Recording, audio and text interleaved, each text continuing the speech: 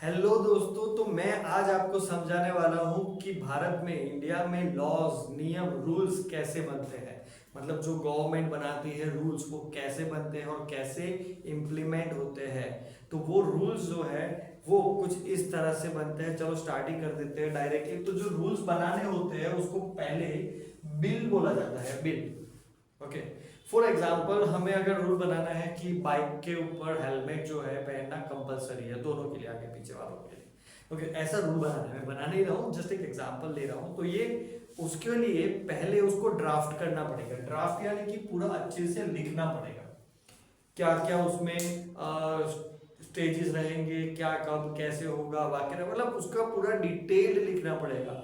कौन सी बाइक पे रहेगा, क्या रहेगा, कितनी स्पीड रहेगी, एक्स वाई जेड, मतलब ए टू जेड उसमें जितना भी आता है सब कुछ लिखना पड़ेगा।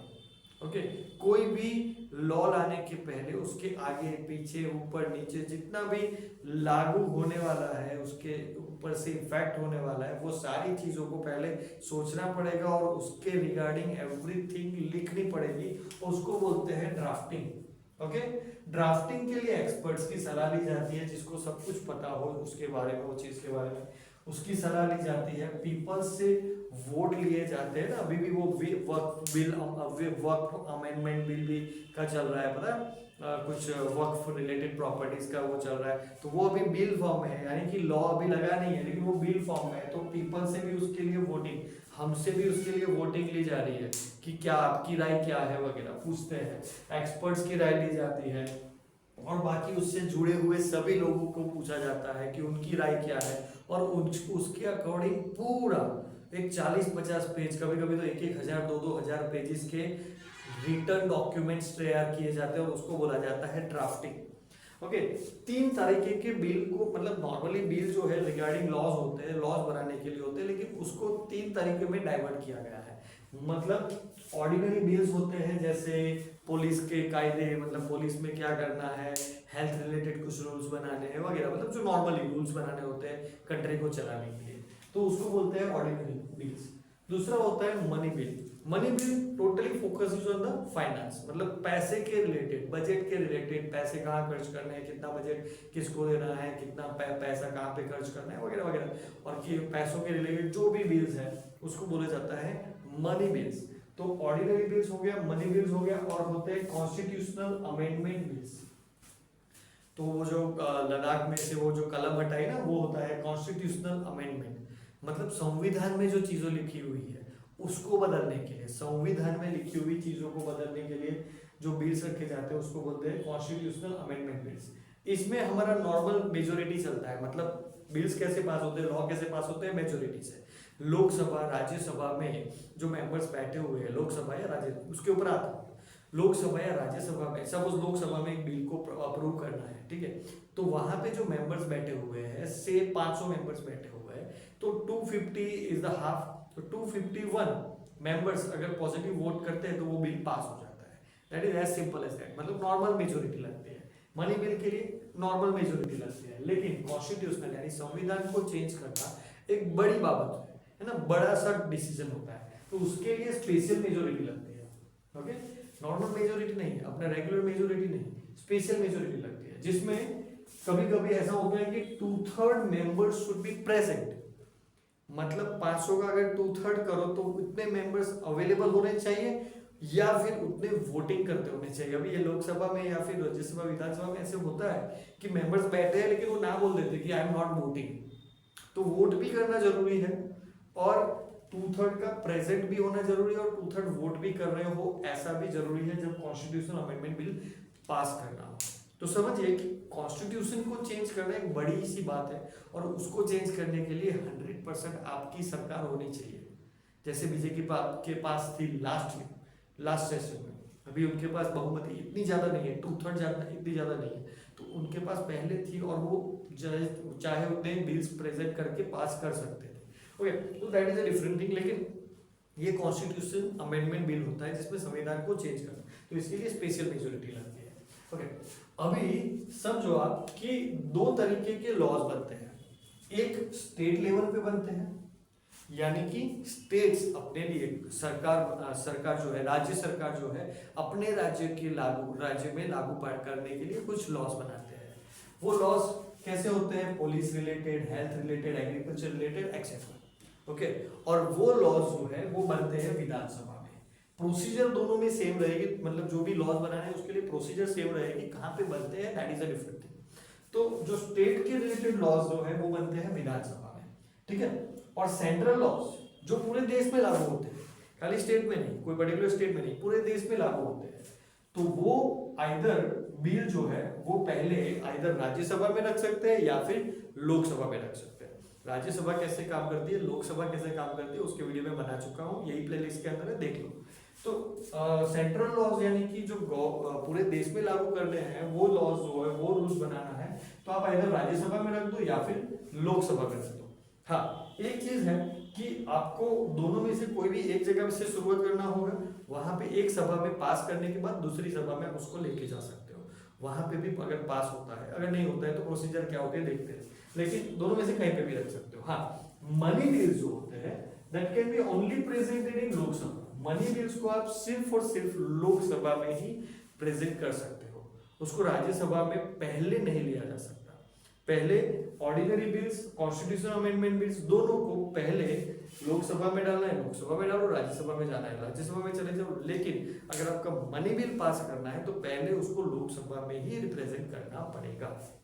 ओके, तो सेंट्रल लॉज बनते हैं, स्टेट लॉज बनते हैं। अभी आपको ऐसा सोच में आएगा, मैं कभी ऐसे सोचूं कि स्टेट ने अपना लॉ बना लिया, सेंटर ने अपना लॉ बना लिया। अभी ऐसा बोलते हैं कि सेंटर ने बनाया कि भाई हेलमेट कंपलसरी, और स्टेट गवर्नमेंट बोलती है कि नहीं, नॉट कंपलसरी, तो कौन जीतेगा? हाँ, अगर कंफ्लिक्ट होता है in that case central wins. यहाँ पे मैंने लिखा है सेंट्रल लॉ प्रिवेल्स। ओके, अगर कंफ्लिक्ट होता है in that case, otherwise state अगर बोलता है हेलमेट नहीं पहनना, इट्स ओके, तो स्टेट अपना लॉ बना सकता है। लेकिन अगर वही लॉ के ऊपर कुछ कंफ्लिक्ट हुआ तो सेंट्रल ने जो लॉ बोला है वो फाइनल होता है। समझ में आया? ओके, तो central laws prevail but state अपना लॉ खुद बना सकती है। ओके, हाँ, तो बिल जैसे ड्राफ्टिंग हो गया, ठीक है, ड्राफ्टिंग एक्सपर्ट्स ने, पीपल ने, अदर्स जितने भी लागू है, जिसको भी एप्लीकेबल चीजें हैं वो इंटरेस्टेड है, तो वो लोग मिलके ये एक ड्राफ्टिंग तैयार करते हैं जिसमें पूरा डिटेल्ड लिखा होता है, ठीक है। उसको पहले फर्स्ट रीडिंग यानी कि जब मिनिस्टर या प्राइवेट मेंबर, मिनिस्टर यानी फाइनेंस मिनिस्टर हो गया, रेलवे मिनिस्टर हो गया, तो ये ओके, जैसे रेलवे के रिलेटेड कुछ लॉ लाना है नया, तो रेलवे मिनिस्टर ही रखे, ऐसा जरूरी नहीं है, कोई भी प्राइवेट मेंबर रख सकता है, दैट इज एमपी अगर लोकसभा में है तो, या फिर अगर विधानसभा में है तो हम बात करेंगे एमएलए। तो एमएलए या एमपी रख सकते हैं, विधानसभा के लिए एमएलए, लोकसभा के लिए एमपीज रख सकते हैं बात को, या फिर जो मिनिस्टर है जिसकी मिनिस्ट्री के अंडर आता है वो चीज वो रख सकते हैं। Anyone can put that top, जैसे उनका प्रस्ताव रख सकते हैं, वो प्रस्ताव उसको बोला जाता है फर्स्ट रीडिंग। अभी यहाँ पे खाली प्रस्ताव ही होता है। ओके, प्रस्ताव रखने के लिए आज मुझे रखना था प्रस्ताव, मैंने रख दिया। ड्राफ्टिंग के लिए 1-2 महीने लगते हैं, ठीक है, ज्यादा भी लग सकते हैं जैसा लॉ, तो उसके अकॉर्डिंगली यहाँ पे जितना भी टाइम लगता है वो लगेगा।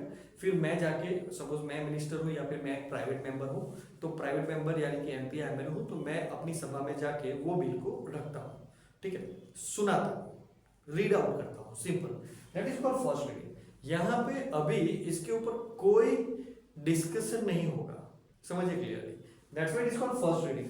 फर्स्ट रीडिंग में सिर्फ सब सुन लेंगे, ओके, इसके ऊपर कोई डिस्कशन नहीं होगा, कोई डिबेट नहीं होगी, नथिंग एल्स। ओके, ये सब सुन लेंगे, फिर समझ लेंगे, सबको एक कॉपीज दी जाएगी, सब अच्छे से अपने घर पे जाएंगे, पढ़ेंगे, फिर नेक्स्ट सभा में, अगर लोकसभा होगी तो लोकसभा, राज्यसभा है तो राज्यसभा, और विधानसभा है तो विधानसभा, फिर से मिलेगी।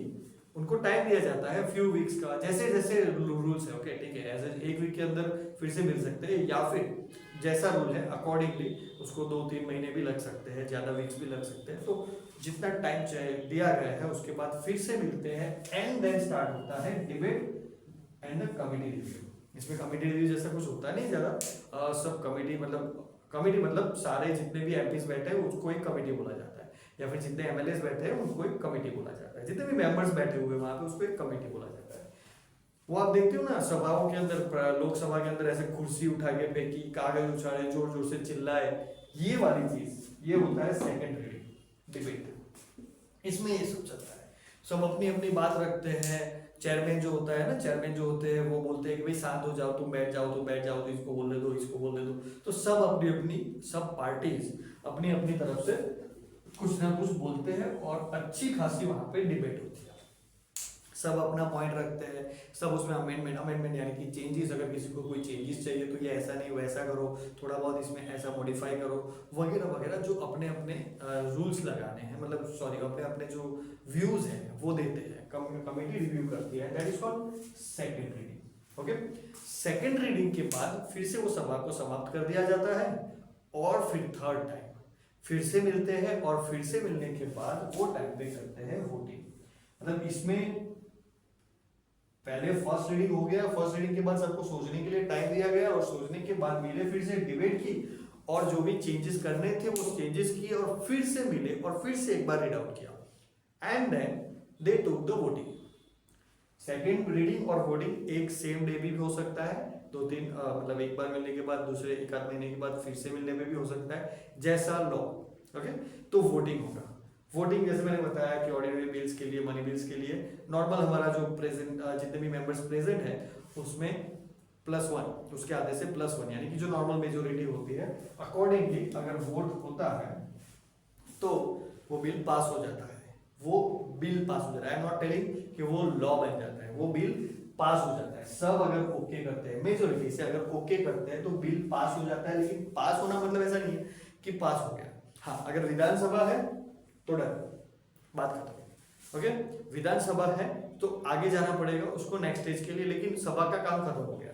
लेकिन अगर लोकसभा में पहले आपने रखा है तो लोकसभा में पास होने के बाद राज्यसभा में जाएगा।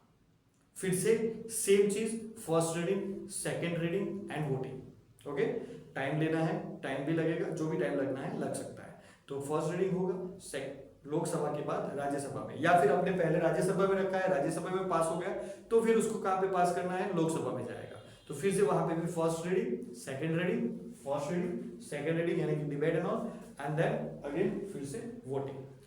अगर वो वहां से पास हो गया तो आगे बढ़ेगा। अभी भी बोल रहा हूं, लॉ नहीं बनता है। लॉ कब बनता है, जब प्रेसिडेंट उस पर साइन करते हैं। ओके, तो इसलिए मैं बोल रहा हूं, एक सभा ने क्लियर किया, दूसरी सभा में गया, दूसरी सभा ने क्लियर किया, प्रेसिडेंट के पास गया। प्रेसिडेंट क्या करते हैं मैं बताता हूं। लेकिन अगर दूसरी सभा ने, पहली सभा ने पास किया, दूसरी सभा ने रिजेक्ट किया, तो अगर नॉट ओके, इफ रिजेक्टेड, तो फिर क्या होता है, दोनों सभा की ज्वाइंट सीटिंग बैठती है। मतलब राज्यसभा और लोकसभा साथ में बैठेंगे, फिर से डिसाइड करेंगे। अगर कुछ चेंजेस करने हैं तो करेंगे, अदरवाइज फिर से वोटिंग होगी। और आप जानते हो कि हमारी राज्यसभा से ज्यादा मेंबर्स किसमें होते हैं, लोकसभा में। और अगर लोकसभा में बहुमति से वो पास हुआ है तो जनरली लोकसभा का जो डिसीजन है वो ही फिर से जीत जाता है। राज्यसभा का उतना कुछ खास चलता नहीं है वहां पे। जनरली ये वाले केस में जब ज्वाइंट सीटिंग होती है तो जनरली लोकसभा जीत जाती है। लोकसभा के जो फेवर में, मतलब लोकसभा जो फाइनली डिसाइड किए थे, ओके तो ओके, नॉट ओके तो नॉट ओके, रिजेक्ट, अप्रूव, जो भी लोकसभा में डिसाइड हुआ था जनरली वो ही पास होता है, क्योंकि उसकी मेंबर स्ट्रेंथ ज्यादा होती है। ओके, तो ये हो गया। अगर दोनों सभाओं ने पास कर दिया तो किसके पास जाता है, प्रेसिडेंट के पास। ओके, अगर विधानसभा ने पास किया तो कहां जाता है, गवर्नर के पास। ओके, तो प्रेसिडेंट के पास, अभी हम लोकसभा, राज्यसभा एंड प्रेसिडेंट के बारे में देख रहे हैं। तो प्रेसिडेंट ने अगर ओके किया, डन, अगर उन्होंने साइन कर दिया, इट बिकम्स द लॉ। अगर प्रेसिडेंट साइन करते हैं तो वो लॉ बन जाता है तुरंत, ऑन द स्पॉट।